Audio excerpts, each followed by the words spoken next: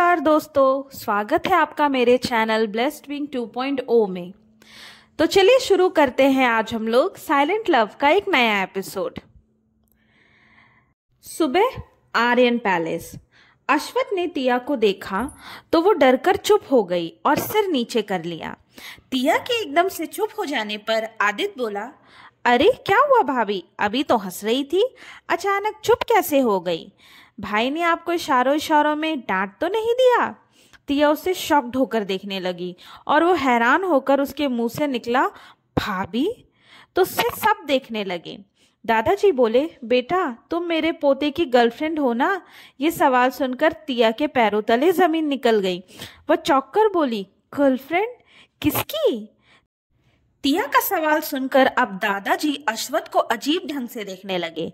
Situation को हाथ से निकलता देख आदित्य अपने भाई के बचाव में हड़बड़ाता हुआ बोला, अरे मेरी प्यारी भाभी, क्या आप भी गुस्सा छोड़ दो। आप इसलिए ऐसा बोल रही हैं ना क्योंकि भाई के साथ आपका झगड़ा हो गया है? डोंट वरी भाभी, भाई आपसे शादी करने वाले हैं, इसीलिए तो आपको घर लाए हैं। और भाभी आप चिंता मत करो, चाहे कुछ भी हो जाए मैं हमेशा आपकी साइड रहूंगा। हम दोनों मिलकर भाई की क्लास लेंगे। उसने अश्वथ को देखा और अपने दादाजी की नज़रों से बचते हुए उसे आंख मारी। तिया शॉक्ड रह गई। अश्वथ ने तिया को घूर कर देखा और आंखों ही आंखों में कह दिया, शायद तुम भूल रही हो कि तुम्हारे ऊपर 1 करोड़ का कर्जा है जो तुम चुका नहीं सकती, तो इसलिए बेहतर होगा कि मैं जैसा कहूँ वैसा करो, मेरी हाँ में हाँ मिलाओ। तिया इशारा समझ गई और धीरे से बोली, आई एम सॉरी। अश्वथ ने अपने दादाजी से पूछा, दादाजी आपको मेरी पसंद से कोई एतराज़ तो नहीं है ना? दादाजी अश्वथ का सवाल सुन के हंसने लगे और बोले, मुझे एतराज़ होगा? क्या तुम्हें सच में ऐसा लगता है? मेरे प्यारे पोते, अगर एतराज़ होता तो रात को ही मैं घर में घुसने नहीं देता। मुझे तो खुशी है कि तुम खुद मेरे लिए पोता बहू लेकर आए हो। अब बस जल्दी से शादी कर लो, पता नहीं मैं और कितने दिन जीऊँगा। बस मुझे जल्दी से पर पोता या परपोती दे दो। ये सुनकर आदित्य हंसते हुए बोला, दादाजी बच्चे मार्केट में मिलने वाले प्रोडक्ट थोड़ी है ना कि मार्केट गए वहां से खरीदे और घर ले आए। बच्चे होने में बहुत टाइम लगेगा और आपको किसने कहा कि आप मरने वाले हैं? आप इतनी जल्दी नहीं मर सकते। आपको तो मेरे बच्चे भी देखने हैं, इनफैक्ट हम सबके बच्चे देखने हैं। आदित्य की बात को आगे बढ़ाते हुए प्रत्युष बोला, और नहीं तो क्या दादाजी, आप भी हमेशा सेंटी हो जाते हैं। कम से कम आपको 200 साल तो और जीना है।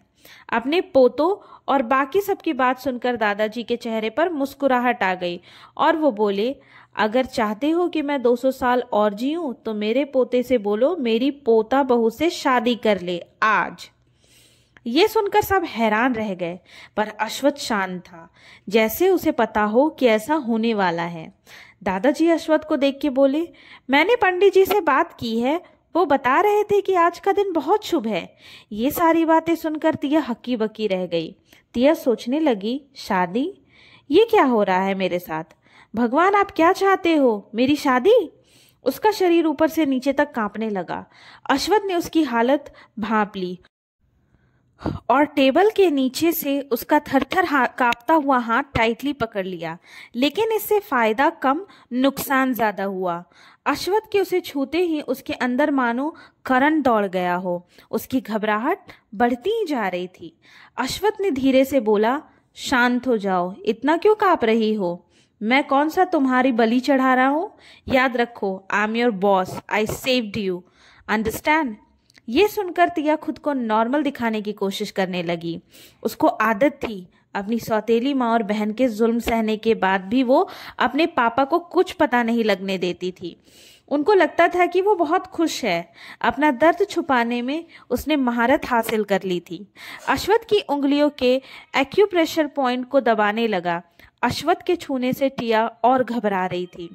उसके दिल में तूफान उठ रहा था, पर अश्वथ का टच उसे नेगेटिव नहीं पॉजिटिव वाइब दे रहा था।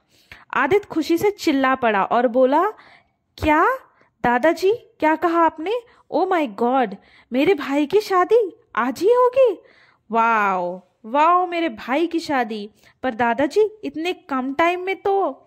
आदित्य की बात को दादाजी बीच में ही काटते हुए बोले, तुम सबको तो पता ही है, इस शादी को हम सीक्रेट ही रखेंगे। मेरे पोता बहू को नुकसान पहुंचाने वाले बहुत हैं और मैं ऐसा कुछ नहीं चाहता। ये सुनकर अश्वथ ने दादाजी को समझाने की कोशिश की। मुझे इससे कोई फर्क नहीं पड़ता दादाजी, पर हम कब तक छुपा कर रखेंगे? एक ना एक दिन तो सबको बताना ही पड़ेगा, और फिर मेरे होते हुए कौन हमारा नुकसान कर सकता है? आदित्य चिढ़ते हुए बोला, कौन कर सकता है का क्या मतलब? हम सब जानते हैं ऐसा कौन कर सकता है। आई थिंक दादाजी इज राइट।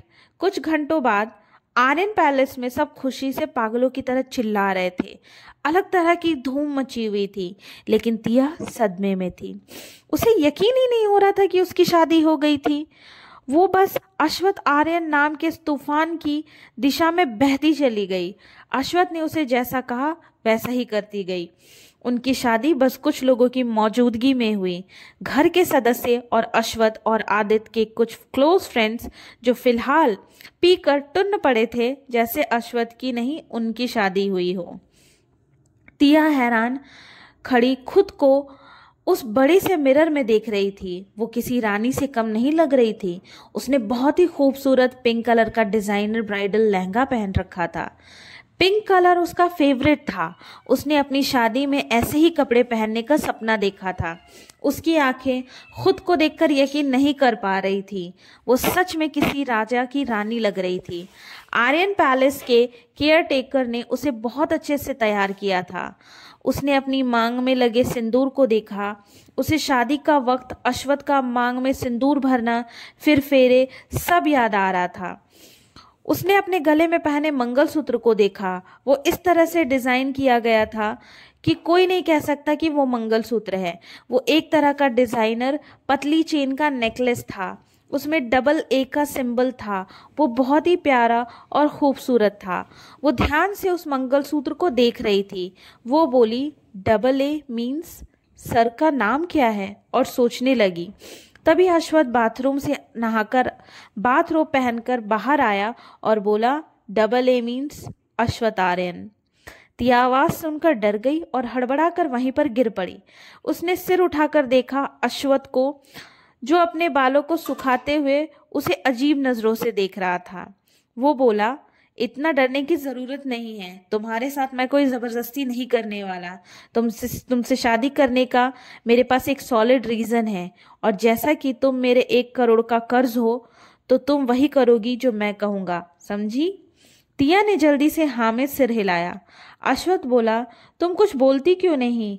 हमेशा ऐसी गूंगी बहरी की तरह रिएक्ट करती रहती हो। तिया डरते हुए बोली, जी मैं समझ गई। तो अश्वथ कड़क होके बोला, चलो मैं तुम्हें क्या करना है वो समझाता हूँ। उसने तिया का आर्म पकड़ लिया और उसे खड़ा किया। तिया तो डर के मारे कांप रही थी। अश्वथ ने उसे सोफे पर बिठाया और खुद भी बैठ गया। तुम्हें मेरी सारी बात माननी पड़ेगी, और जाहिर सी बात है कि तुम मेरी वाइफ हो, तो तुम्हें पता ही होगा ना वाइफ के काम। तिया बोली, हाँ, और अपने उसी कड़क अंदाज में बोला, मैंने तुम्हारे कॉलेज के दिन को तुम्हारे 2 हफ्ते की लीव एप्लीकेशन दे दी है। और एक बात अच्छे से अपने छोटे से दिमाग में दिल में उतार लो, तुम मेरी हो। अगर तुमने मुझे धोखा देने या मुझे छोड़कर जाने की सोची, तो मैं खुद भी नहीं जानता कि मैं तुम्हारे साथ क्या करूँगा। एंड डोंट वरी, तुम्हारी फैमिली की तरह यहाँ पर कोई तुम्हारे साथ मिसबिहेव नहीं करेगा। अश्वथ तिया को आगे कैसे जीना है उसके सारे रूल्स एंड रेगुलेशंस बताता गया, और तिया बस हाँ बोलती चली गई। उसके अलावा वो बोल भी क्या सकती थी। अगली सुबह आर्यन पैलेस। सुबह का सूरज चढ़ आया था, पर तिया अब भी सुकून में सो रही थी। अश्वथ सोफा पर बैठा अपने लैपटॉप पर काम कर रहा था। एक हाथ में कॉफ़ी का कप था और एक हाथ की उंगलियां लैपटॉप के कीबोर्ड पर चल रही थी। कॉफ़ी टेबल पर कुछ फाइल्स रखी थी। तभी तिया ने करवट बदली और उस रूम की सन्नाटे को चीरती हुई आवाज़ आई, धड़ाम। उसके बाद एक और आवाज़ आई, तिया के दर्द में चीखने की। उसकी चीख सुनकर सब भागकर आए, पर डोर के पास रुक गए। अभ्रम बोला, अरे अब तो अश्वथ की शादी हो गई है, ऐसे ही मुंह उठाए अंदर नहीं जा सकते। ऐसे जाना मतलब उनकी प्राइवेसी को डिस्टर्ब करना होगा। ओहस बोला, आई थिंक ये चीख किसी और मामले की है। रचित हंसते हुए बोला, तुम्हें बड़ा पता है, खुद तो सिंगल पड़े हो, हम सबको पता है वो अनरोमांटिक आदमी है।